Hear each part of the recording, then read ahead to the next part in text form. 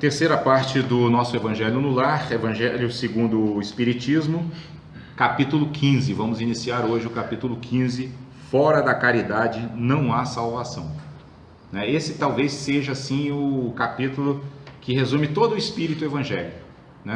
Tudo que é dito nos ensinamentos evangélicos por Jesus, e no caso do Evangelho segundo o Espiritismo, comentado também por Kardec, está voltado para isso, para o desenvolvimento das nossas habilidades, para que a gente possa praticar a caridade, Porque é bom lembrar que a caridade ela não depende só da nossa boa intenção de fazer boas coisas, É preciso que a gente tenha sabedoria, É preciso que a gente tenha o que no budismo eles chamam de meios hábeis, porque se eu não tenho habilidade, eu não consigo ajudar, A gente vê, por exemplo, pais que tentando ajudar os filhos atrapalham, porque a intenção é boa, mas falta a habilidade, falta aquela sensibilidade espiritual, digamos assim, aquele olhar mais amplo, para que realmente a pessoa possa ajudar, Então, nesse capítulo, Fora da Caridade não há salvação, o primeiro tópico é o que é preciso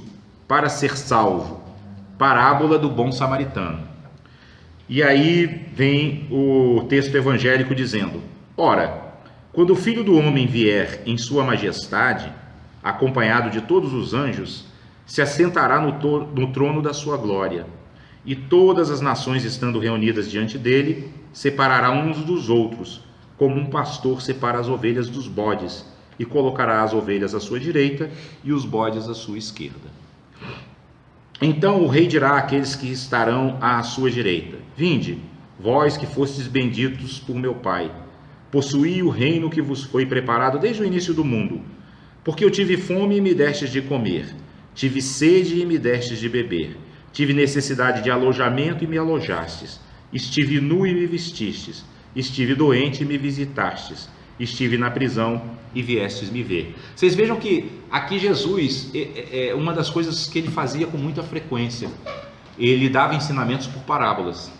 Por quê? Porque para que aquilo ficasse vivo na mente das pessoas que estavam ouvindo, Isso hoje, inclusive, na ciência linguística, que tem uma parte que estuda a análise do discurso, eles dizem que os textos que mais ficam fixados na nossa memória, e isso já são frutos de estudos científicos contemporâneos, são aqueles que são passados por narrativas, por histórias.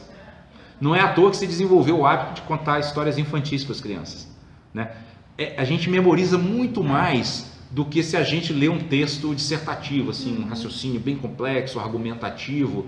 A gente não fixa com tanta facilidade. Às vezes precisa de mais de uma leitura. E a historinha não, a historinha fica na nossa cabeça. Então Jesus usava muito isso, Ele usava muito as parábolas. Agora, qual é a questão das parábolas? É que a gente precisa fazer aquilo que Paulo recomenda. O conselho de Paulo é o quê?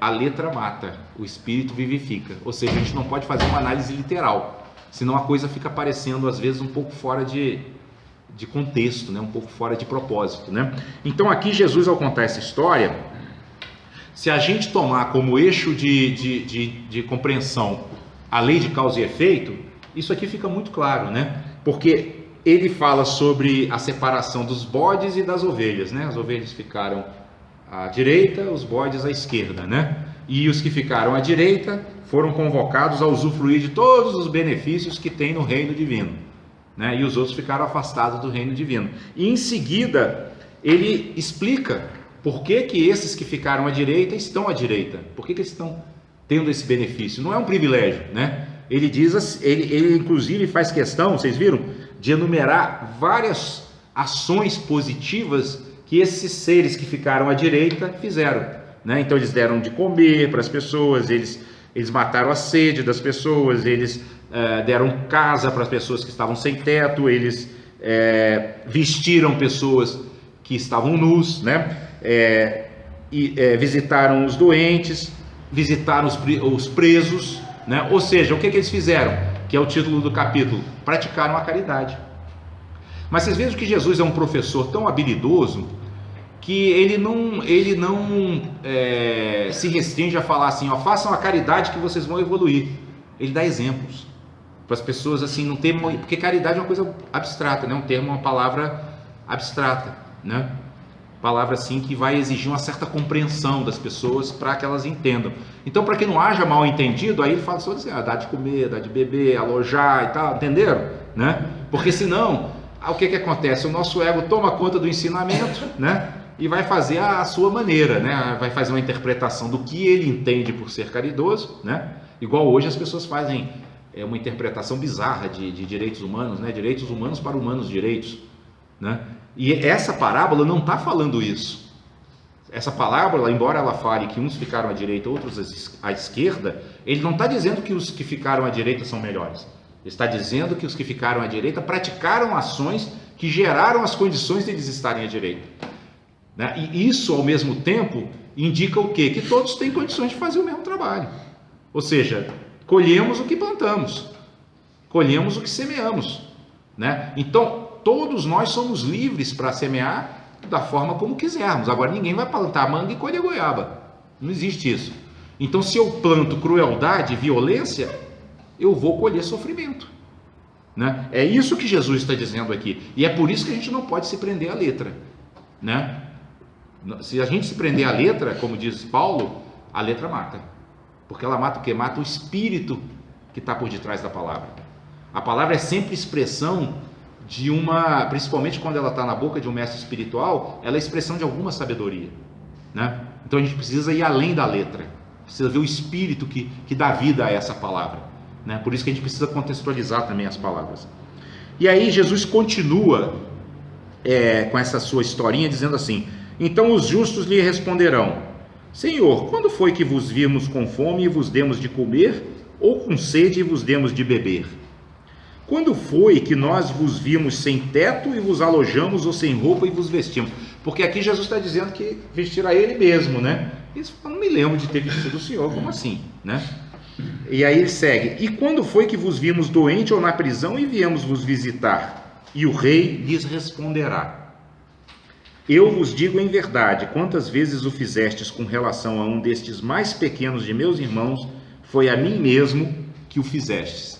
Aqui vocês veem como por detrás de uma história simples tem conceitos muito profundos, porque aqui está o conceito da inseparatividade, né? Então, quando nós estivermos eventualmente visitando, por exemplo, as crianças do nosso lar, que são mantidas pela comunhão espírita, né?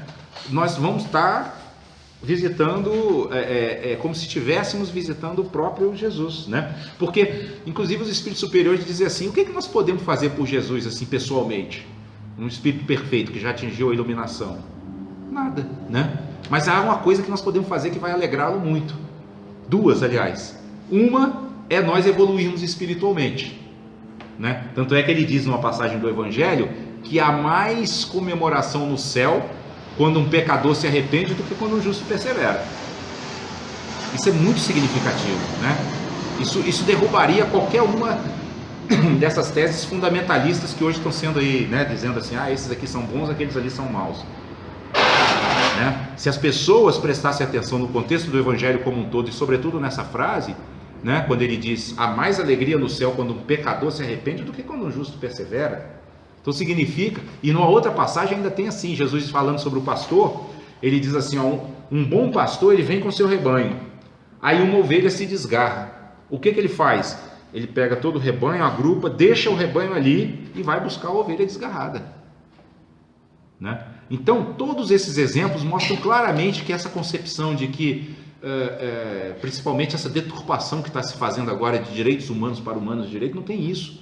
Todos têm as mesmas sementes luminosas e todo o potencial para vir a ser um espírito puro.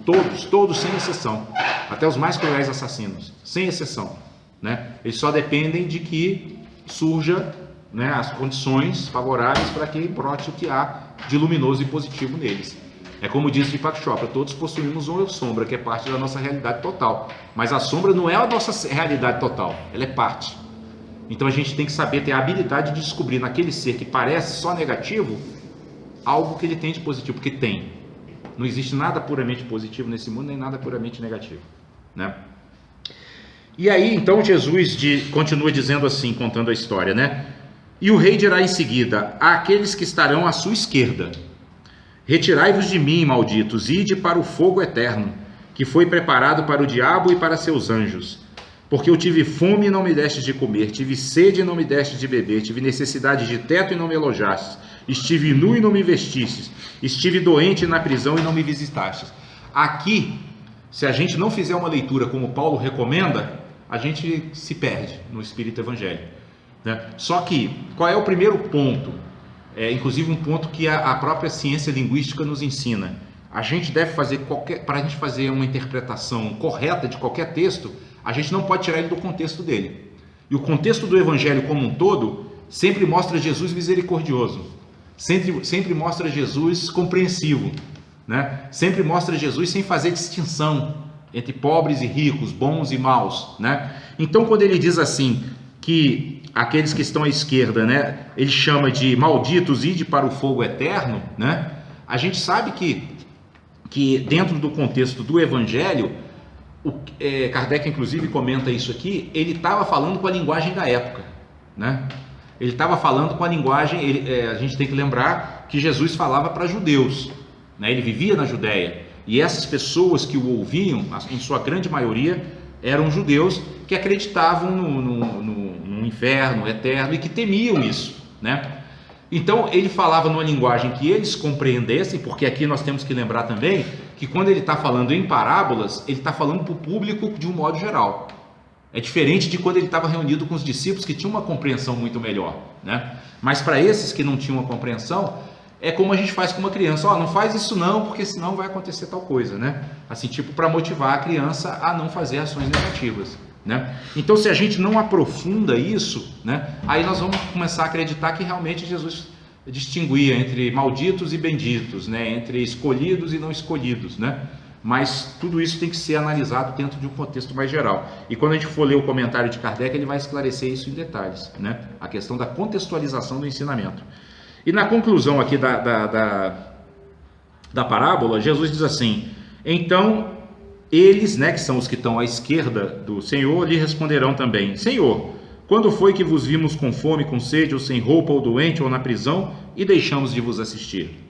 Mas ele lhes responderá: eu vos digo em verdade, todas as vezes que deixaste de dar essas proteções a um desses meus irmãos mais pequenos, deixaste de dá-las a mim mesmo. Novamente ele volta à questão da inseparatividade, né? E aí ele conclui dizendo: e então eles irão para o suplício eterno e os justos para a vida eterna. E novamente ele volta para uma linguagem que era a linguagem da época, né? Mas na verdade o ensinamento básico que Jesus passa aqui é aquele de que o que nos salva, vamos dizer assim, o que nos propicia um bem-estar tanto nessa vida quanto na vida futura, são as nossas ações positivas. E aí, onde é que o Evangelho resume as nossas ações positivas? Na prática da caridade. Por isso que a frase é muito categórica: fora da caridade não há salvação. Por que fora da caridade não há salvação? Porque o termo caridade, ele engloba o quê? Equanimidade, compaixão, paciência, generosidade, tolerância, tudo que há de positivo. É como se fosse uma palavra que condensa todas essas outras qualidades positivas, no sentido de que a caridade ela é a ação no mundo, né? As qualidades são qualidades que a gente pode possuir, mas como é que a gente coloca elas em ação? Através da prática da caridade, né? Então a caridade é colocar em movimento a energia da equanimidade, da compaixão, do amor, da alegria altruísta, da paciência, da paz, da generosidade, né? É colocar em movimento isso. Por isso que Jesus diz: fora da caridade não há salvação, porque é preciso que a gente haja para criar as condições positivas. Sem ação não há condições positivas. Agora, lembrando uma coisa, que as ações também são ações de pensamento, né? São de fala, são de corpo, mas também são de pensamento. Então, pensamentos positivos também são ações que nos ajudam, né, a crescer e a evoluir. Pensamentos positivos, pensamentos fundamentados na caridade, né? Desejar que o outro seja feliz, que o outro se liberte do sofrimento, né? Que o outro se libere do seu karma, né? Para se liberar dessas ações impulsivas e compulsivas, né? Que o outro consiga desenvolver a capacidade de ajudar os outros seres, né? Tudo isso são também ações de pensamento, né? Esses desejos, né? Emanar esses pensamentos também são ações positivas que vão nos ajudar a avançar no caminho e que estão incluídas aqui no Fora da Caridade Não Há Salvação.